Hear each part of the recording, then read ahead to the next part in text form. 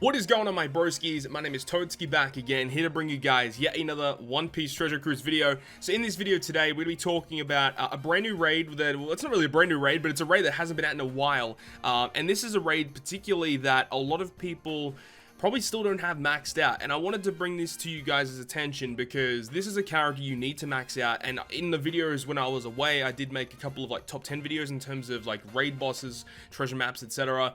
And this character is, in my opinion, the best Clash character in the game, and he is available for the next 6 days as of me recording this video. I think when it goes to news time it'll be 5 days, so it's going to be here for a little bit. And if you don't have him maxed out, I suggest farming up copies. Now, the reason why I say that is because I think I've already gone through him in my top raid video, but this character is just so powerful. He just does so much, considering he is a free-to-play unit. You need to get him done. So he maxes at 14 turns after his limit break. I'm not too sure how much cooldown he gets from his limit break, but his special ability does damage in non-type damage to one enemy that ignores defensive effects. So damage that ignores defensive effects is always useful to have. He also reduces enemies the threshold, damage threshold, as well as Rainbow Shield damage reduction by 5 turns. And if your HP is full, you get 2 times color affinity to both driven and slashes for 1 turn. And if you're not at full HP, which will happen, you still get a 1.75 color affinity for 2 turns to those 2 classes. So he has such an amazing special ability with damage through barriers, utility, and color affinity to 2 separate classes. So one of the best special abilities for a free-to-play unit, right? So he gets put on a lot of good teams. And even for a free-to-play unit, his captain ability, I would say, is not too bad for a free-to-play raid character, which allows you to get a health boost and an attack boost to both Slasher and Driven. And he goes up to 3.3 as well, which is not bad at all.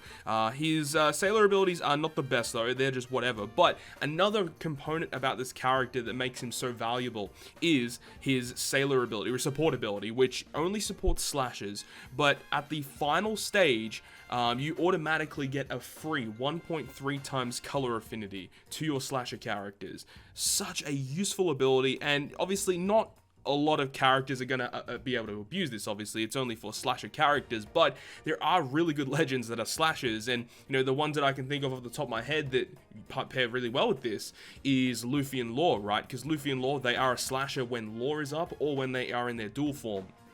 So this character works really well with those guys, or if you want to run just any sort of team that utilizes slasher components, this is going to be a useful ability to have, especially if you're moving into like a Kizuna raid. Having just a free 1.3 times color affinity allows you to get more space out on your crew. Another character that I can think of would be Legend Carrot, right? Legend Carrot is a slasher, and there are lots of good characters that are be putting on her team that are slasher units as well. So yeah, it just shows that, you know, this is a very useful ability to have. He is one of the best raid bosses in the game, and that is why you need to farm him up. So in this video today, I'm going to be going through the brand new, well, not the, I keep saying brand new, it's not a brand new raid, but it has been a while since this guy has arrived, and that's why I'm saying I suggest farming it now, because we don't know when he's going to be available next. So the team that I'm going to be using is a free-to-play team. I am going to be going ahead and using a friend captain Nami for this, but it is a full free-to-play team with relatively easily accessible characters. Now, if you've been playing Treasure Cruise for any amount of time, you would have accumulated some blue tickets to hopefully pick up the treasure map characters. Now, the captain I'm using here is the Sabo, though you could run Shanks as the captain, quite honestly, but if you, I think if you're below 99% HP, yeah, you have to be at full HP to get the 3 times boost, otherwise it's a 2.5. Whereas with this Sabo, his captain ability is quite interesting. You get a 2.25 times attack boost. You also get an HP and a recovery boost by 1.2, but if your HP is above 70% or below 30%, he gives you a chain multiplier boost as well. So chain multiplier boost with an attack boost is very good, and also having the HP and recovery boost means that whenever you pick up a recovery orb, you will be healing for a little bit more, which is always good. Now, with this team in particular, not everyone on this team is going to be synergizing here. Now, this Perona here is a shooter driven, which obviously doesn't work with the team. But the good component about this character is she has a poison effect. She poisons all of the enemies, which is great because on stage 3 of this raid boss, there are some enemies with high defense. So you can either use someone like a fixed damage dealer, you can use someone like the 5+ or Diamble Sanji, or 5+ Sanji, who has fixed damage, who's a really easy, accessible early game character that's really good here. So you can go ahead and use that as well. Another character that we should talk about is this. Now, this is the Neo Fortnite character Monet, which actually did come out just recently on Global with the new update. And the whole component about these Neo Fortnite units is to farm them up to allow you to beat some of the raid bosses in the game a little bit easier. And with this character, we're able to do that. So if you don't know what she does, she will go ahead and reduce Despair by 5 turns. She also reduces the enemy's damage threshold also by 5 turns, and changes block and unfavorable slots into matching. Now this is great because all of those components you will probably need in this fight, namely the Despair and the threshold removal. The Orb Manipulation, that does come in handy, but the main component of this fight on the final stage is you do get Despaired for 5 turns, and the enemy does have the damage threshold for 5 turns. So this character, if you don't have too many good characters against Raid Zoro, then farming this character is going to be helping you out a lot for sure. That ability is so useful to have, because especially if you are in the early stages of the game or you don't have many rare recruits, having an ability to remove 5 turns of threshold, it will be quite annoying. But anyways, let's go ahead and get into it. We're not going to do double stamina, of course. I don't waste too much stamina. I'm trying to rank up the account right now, doing farming turtles and such. But we will be going through this. It actually has been a while since I've played through Raid Zoro, but just looking up some information, I pretty much have a fair idea of what to expect in this fight. So yeah, we are using the friend captain Nami here. Now she's actually quite good because she boosts all Dex characters' attack, and she reduces cooldowns at the start of the fight as well, I believe, and her special ability is crazy good, giving a 2x orb boost and a 1.75 times color affinity to Cerebral, Driven, Powerhouse, and Free Spirit. So she's really, really good. So looking at right here, obviously we want to try and take down the characters with the 1-turn cooldown, so hopefully we can do that without too many problems. And remember, because we are near our full HP, we actually do get the chain boosting effects. And unfortunately, we couldn't take him down, so we will get something done here. Was it binding? Binding, okay, 1 character for 5 turns. That's not ideal. We do get a bit of damages. Okay, so that's not really starting off well. Okay, so we definitely need to take down that guy. So he's on a 2-turn cooldown now, so it's fine. We can take down these guys. We do have the recovery orb, so we will go ahead and pick that up. And hopefully hit perfects. No, hopefully hit perfects. Oh my god, we're going to take more damage. We're going to take more damage. That's not good. Okay, we're fine. We should be fine. We'll survive. We'll survive. So we're going to go ahead and take down this guy now, because we do not want to deal with this guy. We can leave him alive. That's fine. Now, the turtle will do a little bit of damage to us, but we should try and definitely stall out, because we want to make sure Perona is ready by stage 3 of this fight, because we want her poison effect to just wave clear that entire room. Now you can see that we are in that threshold where we're above 30% and below 70%, so we no longer have the chain boosting abilities of the treasure map Sabo, which is unfortunate, but it's fine. We do need to get as much stall as possible. Now, of course, having your sockets completely maxed out will help out in this fight a lot. Now, of course, if you are a player who has a well-established account, you don't need to be using a team like this. There are plenty of other characters that you can utilize that will enable you to beat this raid a lot easier. I know that there's a legend carrot team that can blow through this in under a minute and a half, which is very, very good.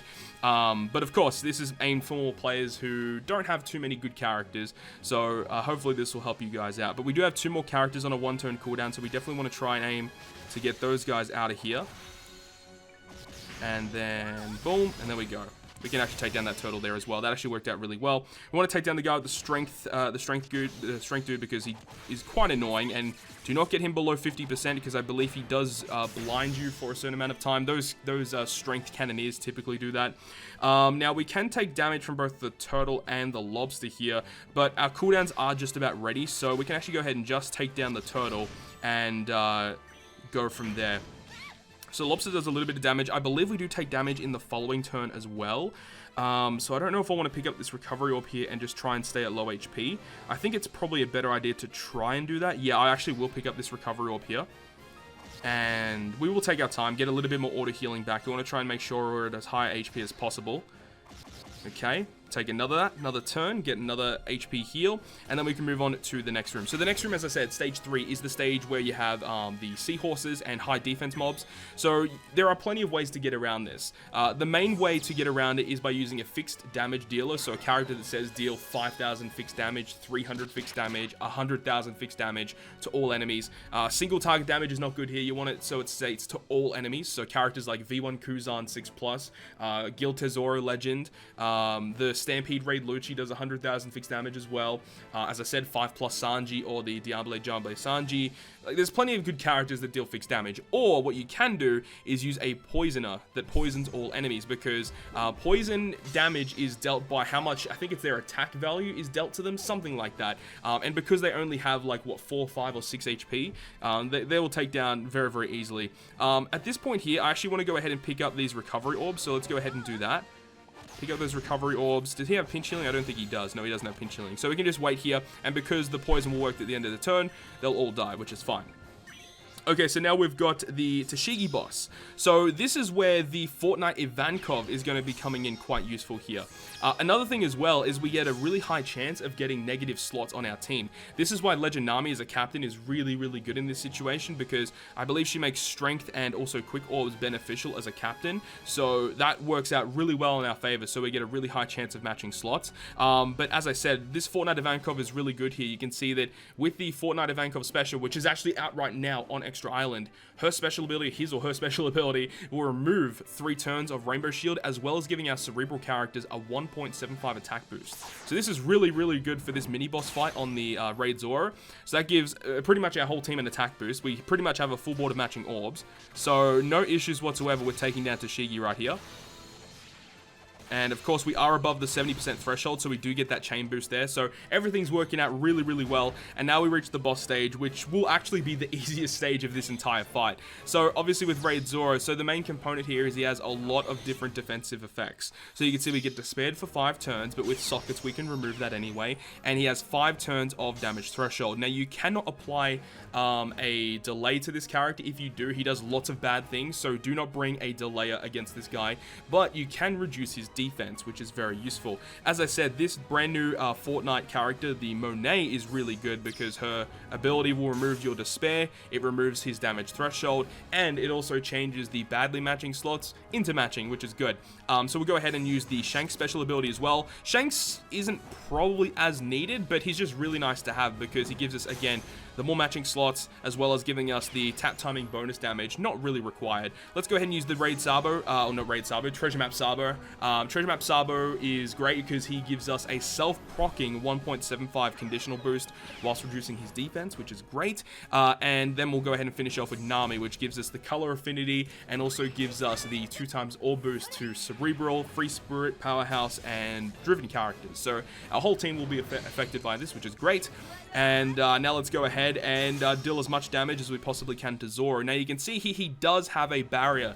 You have to hit 2 greats before you can start dealing damage towards him. So you got to make sure that you are doing that to fulfill that condition, and then you can go ahead and clear him out. So let's go ahead and hit a great with our Perona and our Monet, and then finish off Zoro. So here we go.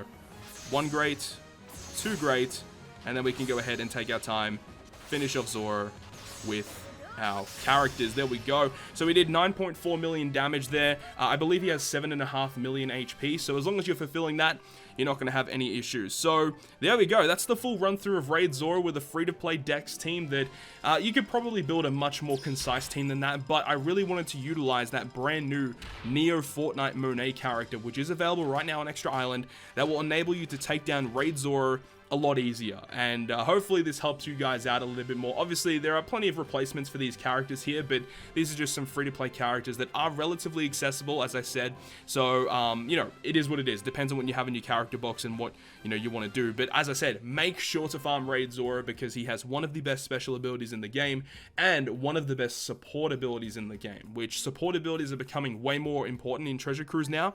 So having the ability to just farm up a free character that can be put on a lot of different units to give your team just an extra boost for free is always really useful to have. So hopefully you guys enjoyed this video today, and if you guys did enjoy it, make sure to leave a like, and if you want to stay up to date with all the content that I post, including more One Piece Treasure Cruise content, make sure to hit the subscribe button down below. But on that, guys, I'll see you guys within the next video.